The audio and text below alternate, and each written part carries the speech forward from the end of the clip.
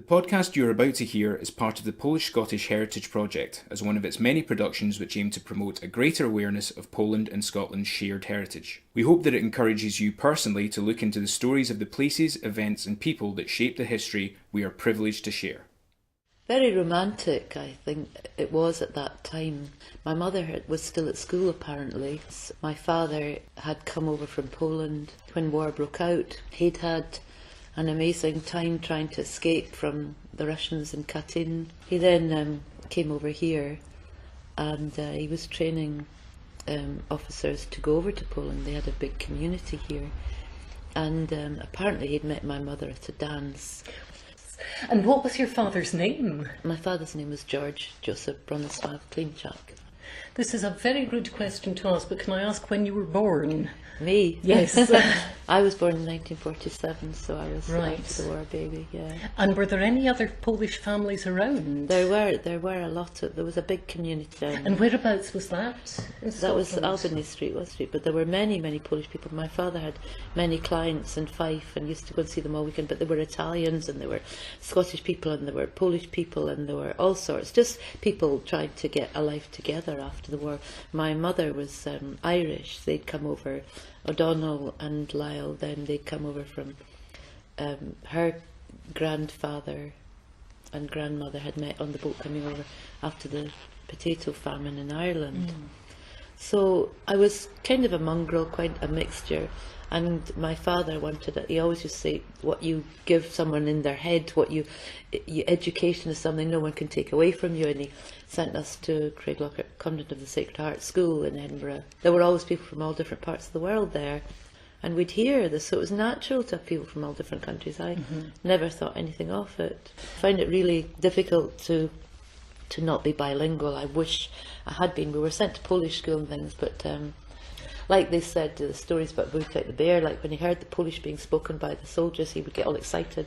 And it's a bit like that with me, with the music and the culture, and it's very much part of heritage. And can you tell me about Polish Saturday School? We used to learn grammar and Polish, and I remember poetry I learned. Father helping me with this rzeczka, płynnie wija się rzeczka, jak błyszcząca wstążeczka, tu się srebrzy, tam ginie. You know, I can remember the whole thing, and I was about that high. So very important what you learn as a child. Yes.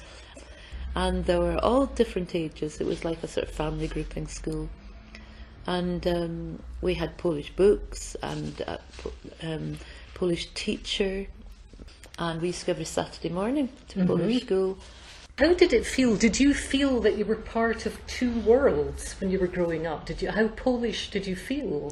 I felt very Polish, yeah. I felt very much Polish, and they'd always say, oh, Polish people this and Polish people that, you know. Polish people are very good at this, and why are you not, sort of thing, you know. I did feel very strongly, you know, like if my dad was watching a football match, he'd sometimes feel a bit, you know, if it was between Scotland and Poland or something, then he'd be a bit, because you were very loyal, and I might have chosen the Polish over the Scottish sometimes, or...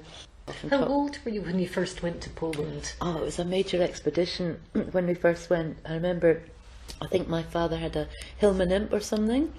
Was I 17 the first time I went? I remember one time in Poland, a car came out the wrong way in front of my dad, and of course, being a British car, my father had to ram on the brakes, and they started shouting at him in English, and the poor guy was petrified, and thought that, you know, he'd lose his licence or be whatever else the crime was, the punishment from the communist period was at that time. And then when he realised my dad was Polish, and they sorted it. So there were some funny things, stories, but when we went there, I remember driving along this tree-lined road like out of a painting. My mother had learnt Polish because when she met my dad, she was really good. She had studied and learnt. There was a lot of the communism going on at that time. Things were difficult for the people then.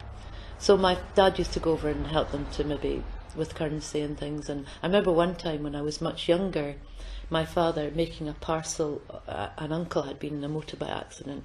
My father took to Boots and buy some medicines, and he made the parcel with the wax on it and sealed it all up, sent it over there to spend a fortune. The Polish going to church as well, the singing, the carols.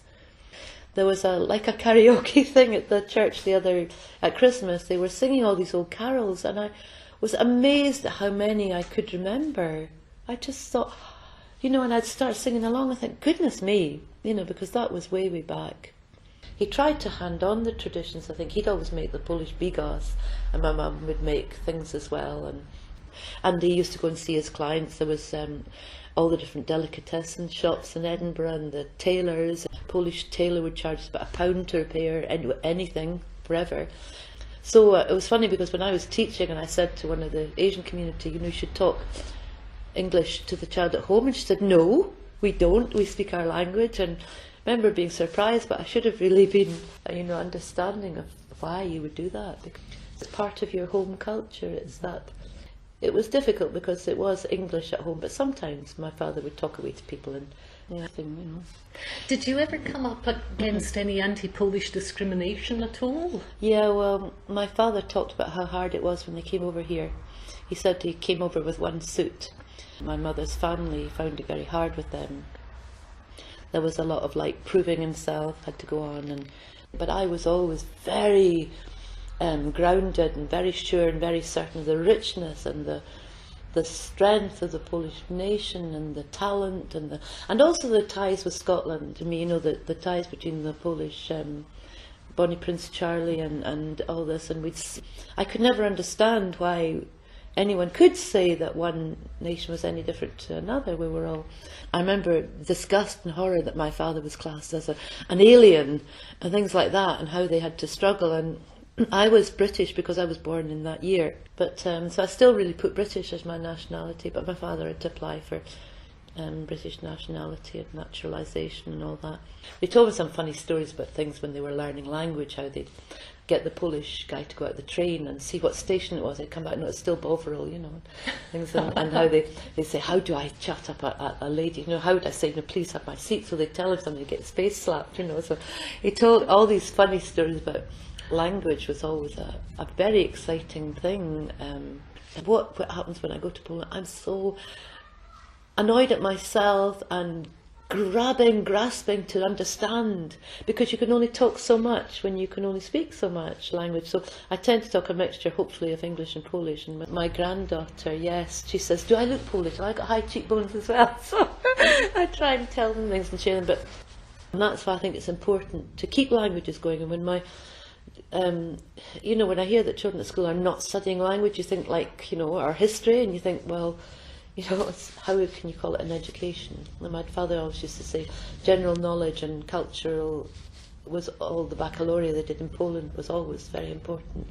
You must have seen incredible changes from the first time you went for most recently. How do you feel about Poland now? Well, when I went with my father, there were still bullet-ridden walls and things. We went to Warsaw, we went to Zakopane, we went everywhere. And I was just so impressed by the beauty of the architecture and the beauty of the renovations, the best of all the design and architecture from all around the world, Italian and everything. The beautiful houses, beautiful everything. Such a wonderful country, and after communism, and then there's a lot of poverty as well. There's a lot of people earning very little. Half of Poland has come over here anyway, and half of here goes over there. So, how do you feel about the Polish people being over here now? I love it, and I mean, it's good to practice your Polish, and then you can speak English when you get stuck.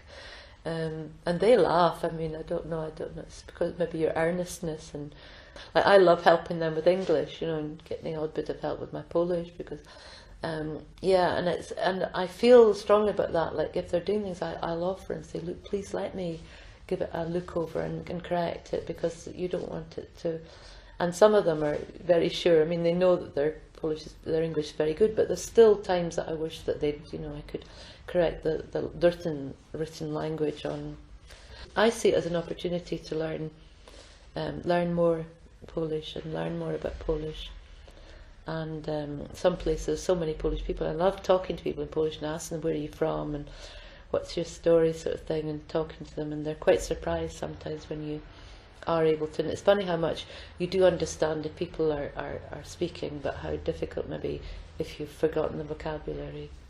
This project would not have been possible without the support of our sponsors, including the Consulate General of the Republic of Poland in Edinburgh, and the enthusiasm and hard work of our project volunteers, for which we are extremely grateful.